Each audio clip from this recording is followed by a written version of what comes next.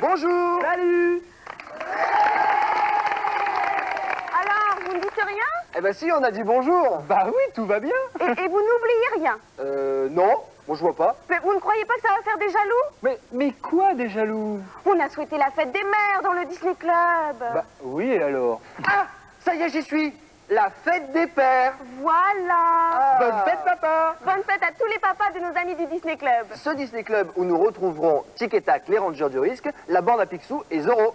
Et le dernier volet de notre enquête à la NASA où nous découvrirons le plus grand engin roulant qui sert à transporter la navette spatiale. Et nous suivrons Philippe qui nous fera découvrir l'un des plus anciens musées de Paris, le musée Grévin. Mais tout de suite, nous allons retrouver les Goomies. Alors cette semaine, le danger vient d'un ours sauvage extrêmement dangereux. Et le roi Grégor risque même d'y perdre sa couronne. Heureusement, Grammy et Sunny vont rétablir la situation. Les Goomies!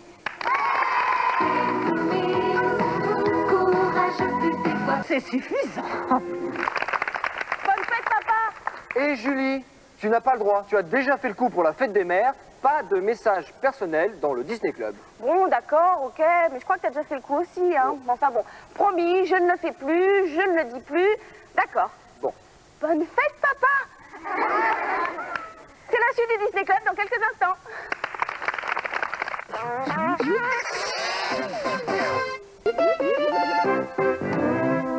Nouveau concours, il faut trouver un lieu très connu dont le nom est lié à un événement sportif. N'en dis pas trop, s'il te plaît, Philippe. Ok, voici le premier indice représenté par Nicolas.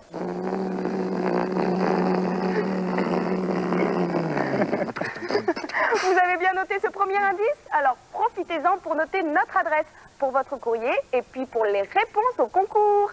Le Disney Club, boîte postale 2001 92 518, Boulogne-Billancourt, CEDEX.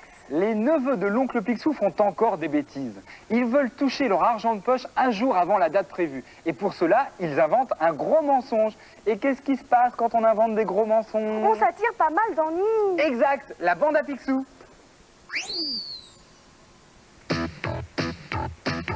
C'est le plus grand boss de toute la ville. Nous recevrons dans quelques instants un invité que vous connaissez bien, c'est Karim Daoud, notre vétérinaire conseil. C'est la suite du Disney Club.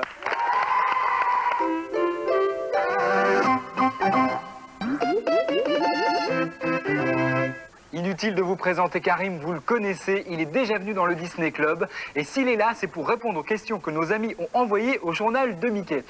Comment vas-tu, Karim? Bah, très bien. Très bien. Alors, aujourd'hui, nous avons des petits cochons d'Inde qui sont très très mignons. Ouais. Ils poussent des petits cris.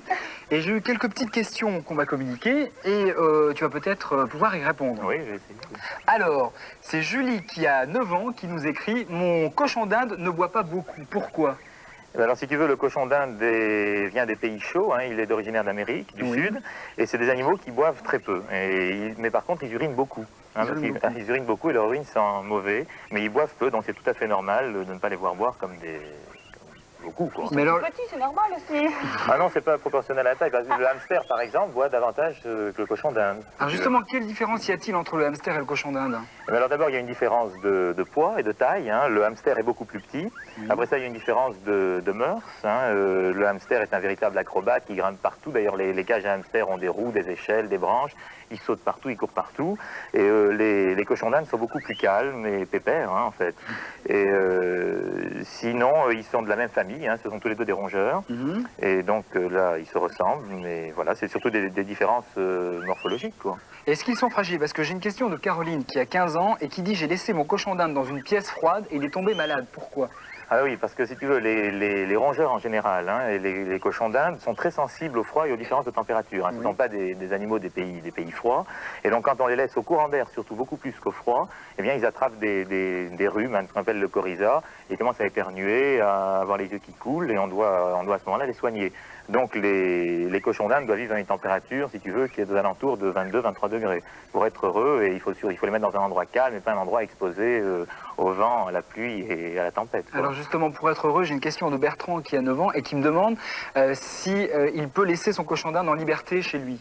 Alors, il peut le laisser en liberté, mais sous haute surveillance. D'abord parce que le cochon d'Inde est un rongeur, et le plus grand danger, c'est les fils électriques. Hein. Alors souvent, le cochon d'Inde, fil de téléphone, fil électrique, et ça peut être grave, quoi, il peut s'électrocuter. Après ça, bon, il ronge aussi le bois, hein, donc les pieds de chaise, etc. Il peut faire des petits massacres, les tapis. Donc il faut le laisser sortir quand on est là, le regarder se promener. Mais sinon, il ne faut pas le laisser seul dans la maison, partir et le laisser tout seul. Pour ça, il peut monter sur des tables, par exemple, ou sur des chaises et tomber, hein, et se faire très mal, oui, parce qu'ils sont un peu pâteaux et donc ils peuvent faire de mauvaises chutes. J'ai une question du petit Stéphane qui a 12 ans et qui me demande combien d'années vit un cochon d'Inde. Alors, les cochons d'Inde vivent en moyenne 5 ans. Bah, tiens, voilà encore une différence avec le hamster. Le hamster, lui, vit 2 ans. Donc 5 ans, c'est une belle vie. Il faut aussi savoir qu'ils se reproduisent à toute vitesse. Hein. Les cochons d'Inde, les femelles cochons d'Inde ont 2 à 3 portées par an et peuvent faire 3 à 5 petits. Hein. Donc on voit à quelle vitesse ça peut se reproduire. C'est pour ça qu'il faut éviter d'avoir un couple, parce que sinon on a très vite une grande famille, on ne sait plus comment faire. Tu rapproches les cochons d'Inde au lapin. Est-ce qu'il y a une certaine ressemblance? Est-ce qu'il y a une même race quelque part ou quelque chose comme ça? Non, c'est pas... D'ailleurs, les lapins, on dit souvent que c'est des rongeurs. Bon, effectivement, ils rongent, mais ils n'appartiennent pas à la famille des rongeurs. Hein. Eux, ce sont de vrais rongeurs. Les lapins, c'est des lagomorphes. Enfin, c'est une différence un petit peu scientifique, mais qui est importante. Donc, ils n'ont aucun lien de parenté. Hein. Et avant qu'ils soient apprivoisés, où est-ce qu'ils étaient? Ils se baladaient comme ça en forêt ou partout? Eh bien, écoute, ils vivaient, donc, comme je l'ai dit tout à l'heure, en Amérique du Sud, et ils ont été découverts par Christophe Colomb, hein, dans les années 1498, je crois. Eh bien écoute, merci Karim pour tes conseils. Je vous signale que vous pouvez retrouver ces conseils dans le journal de Mickey. Karim, je te propose maintenant de partir avec nous en Floride pour la 3e et la dernière visite du Disney Club à la NASA et au Cap Canaveral.